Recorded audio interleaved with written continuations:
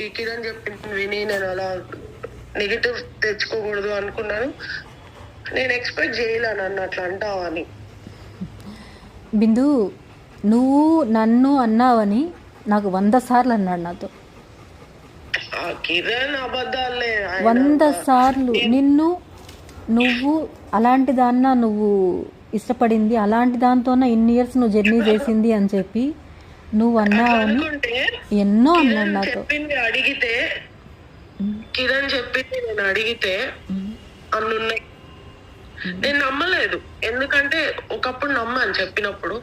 ఎందుకు నేనేం చేశాను రా, నన్ను ఎందుకు రా అట్లా బ్యాడ్ చేస్తోంది, నువ్వు చాలా మంది అబ్బాయిలతో కాలేజ్ లో చాలా మంది అబ్బాయిలతో నువ్వు తిరిగావంట, లక్ష్మి చెప్పింది నాకు, కనుక్కునిందంట, మీ కాలేజ్ వాళ్ళే చెప్పారంట తనకి, ఇవన్నీ చెప్పాడు. నువ్వు డాష్ దానివంట అది ఇది అని చెప్పాడు. నాకు తెలిసి ఎందుకు చెప్పుకుంటాడు కూడా.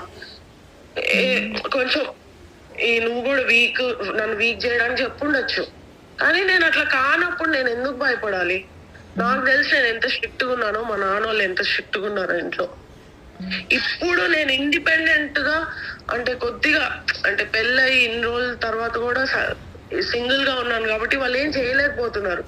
ఈ టైంలో ఏంది వీటితో తిరుగుతున్నావు అని గట్టిగా అడగలేకపోతున్నారు వాళ్ళు. అంతేగాని కాలేజ్ లో ఉన్నంత వరకు చాలా స్ట్రిక్ట్ మా నాన్న. నేను కాలేజ్ ఇల్లు అంతే.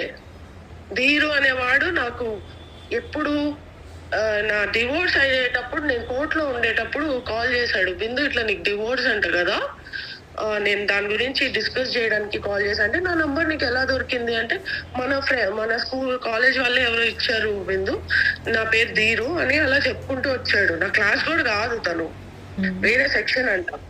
సో ఆ డౌట్ అడిగేవాడు. అట్లా వాళ్ళ వైఫ్ కూడా నాకు పరిచయం చేశాడు వాళ్ళు బాగున్నప్పుడు మాల్లో. అయిపోయింది.